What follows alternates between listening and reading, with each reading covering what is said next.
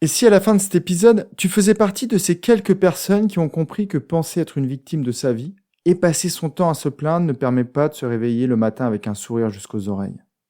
Autour de nous, il y a ceux qui se plaignent, qui ne passent pas à l'action et qui attendront toute leur vie qu'un magicien ou qu'un génie remplisse leurs vœux. Et de l'autre, des personnes qui ont tout compris. Qui ont compris que la vie n'est pas simple, mais qu'elle peut se transformer radicalement juste en modifiant leur état d'esprit et en prenant conscience de tout ce qu'elles peuvent faire évoluer autour d'elles. Dans cet épisode, je te donne 5 raisons très concrètes de pourquoi tu dois vraiment comprendre que les plaintes et les excuses ne font pas avancer. Salut à toi, tu es sur Dépasse-toi et je suis Sylvain Viens. Tous les mardis dès 7h, je te proposerai des idées pour comprendre ton fonctionnement, améliorer tes relations, trouver de la motivation ou encore développer ta confiance en toi. Et tout ça pour t'aider à créer une vie riche, épanouie et pleine de sens. Si tu ne veux rien louper et profiter de tout ce que j'ai à t'offrir, je t'invite à t'abonner à la newsletter sur mon site, sylvainviens.com. Avant de réellement commencer cet épisode, je voulais remercier Manon Rachel qui a intitulé son commentaire 5 étoiles sur Apple Podcast « Enrichissant et épanouissant ». Son commentaire est tellement riche que j'ai eu du mal à le raccourcir. Sylvain est très accueillant dans ses podcasts et n'est pas dans le jugement. Les écoutes sont courtes et très enrichissantes. Comment s'épanouir et apprécier la vie. On apprend à s'aimer soi-même et les autres tout simplement. Merci Sylvain. Alors à moi de te remercier Manon pour ce très beau commentaire. Et si toi, qui es derrière ton smartphone ou ton ordinateur, tu veux faire comme Manon, ça pourrait permettre à des personnes de comprendre pourquoi elles ont le droit de s'aimer, vraiment. Et surtout de comprendre pourquoi se penser être une victime n'aide en rien. Et c'est le sujet qu'on reprend tout de suite. Alors pourquoi cet épisode et ce thème aujourd'hui ? Il y a quelques semaines, tu as sûrement écouté mon épisode où je t'expliquais pourquoi c'était profitable de te détacher du regard des autres. Et sur un réseau, suite à une publication, quelqu'un m'a indiqué cette phrase. C'est pas à moi de faire l'effort. C'est aux autres de ne pas critiquer, de ne pas juger. Si j'avais été vraiment franc et direct, je lui aurais dit, tu risques d'attendre très très longtemps qu'il change. Alors c'est quoi une victime de la vie ? C'est quelqu'un qui se plaint sans cesse de tout ce qui l'entoure. C'est une personne qui se plaint du manque de chance, qui se plaint de la toxicité des personnes qui l'entourent. Elle se plaint aussi de l'éducation qu'elle a reçue ou qu'elle n'a pas reçue. Elle se plaint du manque de bienveillance de son manager et de tout ce qui lui gâche la vie. Alors tu me connais, comme Manon l'a précisé, j'aime pas juger. Et jamais je ne me permettrai de douter de la véracité de ces éléments. Mais aujourd'hui, je voulais me focaliser sur la réponse à cette question. Pourquoi ça ne sert à rien de se plaindre ? Je vais te donner 5 raisons d'arrêter tout de suite si c'est ton cas. Le premier argument est énergétique. Toutes ces réflexions épuisent. Et c'est vraiment dommage d'utiliser un bon paquet d'énergie pour se plaindre, pour émettre des jugements sur les autres, pour leur attribuer tous les torts. Et surtout, pour décrire une situation qui ne te convient pas. Si je te dis, imagine-toi sur une plage paradisiaque. Un sable tellement fin que tu ressens l'impression d'être massé. Des oiseaux magnifiques qui volent au-dessus de ta tête. Et une légère musique locale en arrière-fond. Tu y es. Tu es déjà parti. Et si en plus je t'invite à aller te baigner dans cette eau turquoise, tu es aux anges. Donc si tu fais le contraire, que tu passes ton temps à ressasser des situations qui ne te conviennent pas, simplement, tu te mets dans un état émotionnel contraire à ce que tu recherches. Tu repenses à tout ce qui ne va pas autour de toi. Est-ce que tu as vraiment envie de ça ? Le pire dans tout ça, c'est que ces pensées bouclent dans ta tête. Je ne suis pas chanceux. Je ne suis pas tombé du bon côté de la pièce. C'est à cause de mon entreprise. C'est à cause de mon père. C'est à cause de ma mère. C'est à cause d'eux. Tu restes focalisé sur le problème. Et cette énergie négative ne te permettra pas de résoudre ta situation. Quand tu te plains, tu te replonges dans le passé. Ça, c'est le deuxième argument. Je me rappelle d'une autre discussion avec un de mes lecteurs qui se plaignait de sa vie. Et il remettait toute la responsabilité de son mal-être sur ses parents. Il est certain qu'il avait connu des moments pas du tout sympas. Une éducation à l'ancienne où les émotions n'avaient pas leur place. Donc je réponds gentiment à son message, je passe du temps à lui offrir des questionnements, à lui conseiller des outils, à lui proposer des idées, plein de pistes pour qu'il puisse sortir de cette situation. Et il me répond, d'abord c'est trop tard, j'en voudrais toute ma vie à mes parents. Alors je lui ai posé une simple question en retour.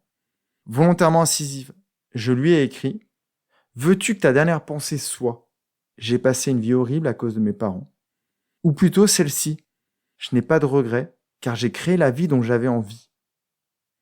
Comme je l'ai dit, loin de moi l'idée de le rendre coupable. Bien sûr que beaucoup ont connu des enfances difficiles. Beaucoup vivent dans des pays très difficiles. Beaucoup ont des problèmes de santé. Mais il existe toujours un moyen de profiter de la vie. Quand tu te plains d'être une victime, tu restes bloqué dans le passé. Pourquoi ai-je signé dans cette boîte? Alors que tu pourrais te dire, que puis-je faire pour en choisir une autre? Pourquoi est-ce que mes amis ne m'appellent pas? Au lieu de te dire, que puis-je faire pour créer de belles amitiés? Quelqu'un qui n'a aucune estime de lui-même à cause de ses parents peut décider de travailler ce sujet. Quelqu'un qui vit dans un pays sans liberté peut agir localement, dans son quartier, dans sa maison, voire, si c'est vraiment si difficile, dans son cahier, avec lui-même.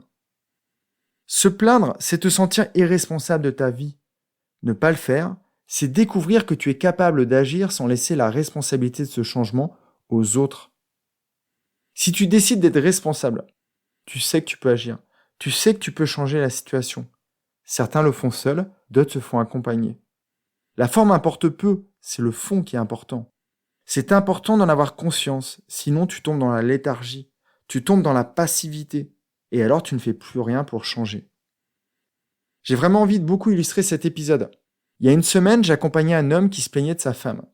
Il me racontait un peu son quotidien. Quand on se retrouve à la maison le soir, elle n'a rien à me dire. Vraiment rien? Non, elle parle pas. Et toi, tu n'as rien à lui dire? Je sais qu'elle ne répondra pas, et ça va me rendre triste. Donc je pose la question, qu'est-ce que tu vas faire pour te rendre triste? C'est pas moi, c'est elle. Cet exemple est assez révélateur. Cet homme pense que sa femme n'a rien à lui dire, donc il ne lui dit rien, et ça l'attriste. Alors bien sûr que toi, comme moi, on aimerait tous vivre dans un monde de bisounours. Mais ça n'existe pas. Les fées, les génies, ça n'existe pas. La baguette magique qui change le monde n'existe malheureusement pas. Je ne sais pas si tu te rappelles de la phrase d'un auditeur. Sylvain, tu fais chier à me faire me poser ces questions. Changer, ça fait peur. Changer, ça déstabilise. Et pour éviter ça, on demande aux autres de changer.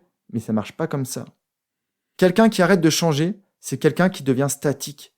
Et on sait que la sédentarité, qu'elle soit physique ou mentale, n'est pas du tout bonne pour la santé. Accuser les autres ne sert à rien, juste à détourner ton regard de la situation. C'est comme si tu cherchais un coupable, que tu cherchais un bouc émissaire à tout ce qui t'arrive. Quand dans ton job, tu te considères maltraité, car ton manager manque de bienveillance, cela ne t'empêche pas de te créer un cocon dans ton bureau, avec tes collègues.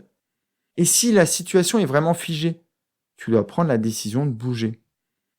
Quand ton conjoint ou ta conjointe ne t'apporte pas suffisamment d'affection, ou ne te parle pas, comme l'exemple que je viens de te donner, au lieu de lui faire des reproches, indique-lui tes besoins. Dis-lui simplement que tu as besoin de connaître sa journée, de partager avec elle la tienne.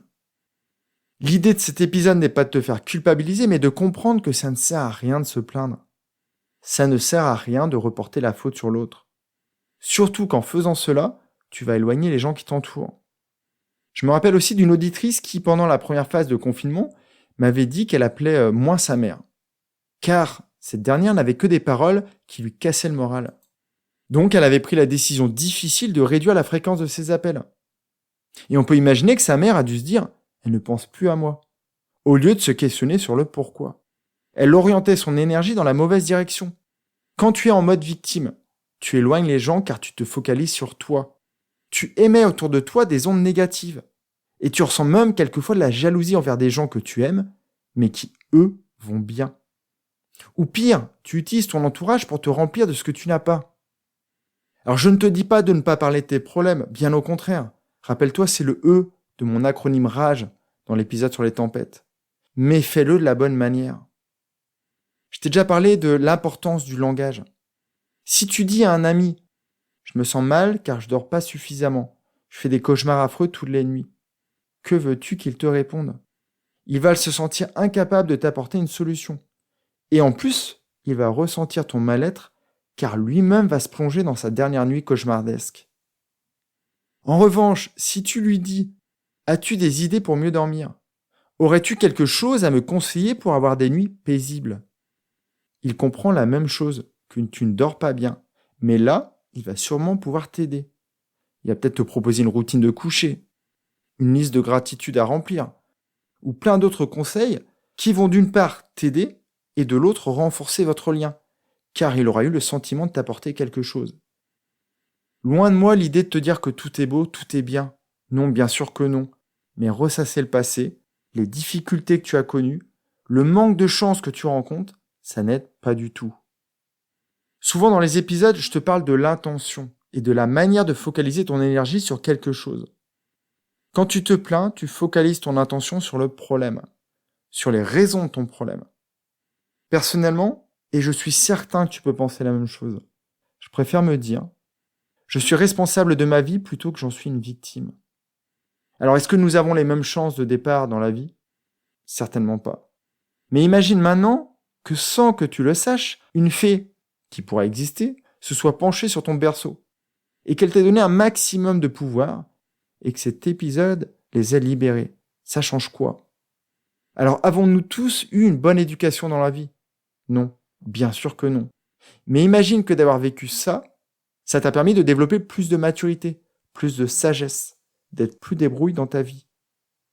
Pour finir, je voulais arrêter de te parler de victimisation, mais de culpabilité. Dis-toi que tous les jours, tu deviens un peu plus coupable de tout ce que tu vas faire pour te créer une vie magnifique. Une vie où tu vas remplir tes valeurs. Une vie où tu vas créer des liens solides et fraternels avec les personnes qui t'entourent. Une vie où tous les jours, tu vas faire quelque chose pour avancer. Une vie où tu n'auras plus jamais à te plaindre, car elle sera comme tu as décidé de la construire, comme tu as décidé de la dessiner. Comme d'habitude, je vais t'en dire plus jeudi dans la newsletter. Donc si jamais tu n'es pas abonné, je te conseille de le faire. J'aurai aussi de très bons conseils pour que tu profites pleinement de ce nouvel état d'esprit. En attendant notre prochain échange, je te souhaite une très belle journée. Prends bien soin de toi. Bye bye. Si cet épisode t'a appris quelque chose, n'hésite pas à en parler autour de toi. Dis-toi qu'à chaque fois que tu m'aides à le diffuser, tu fais tous les jours un peu plus pour aider tes proches et influencer positivement les gens qui nous entourent. Je te remercie très sincèrement pour ton écoute et je te souhaite vraiment le plus beau pour la suite.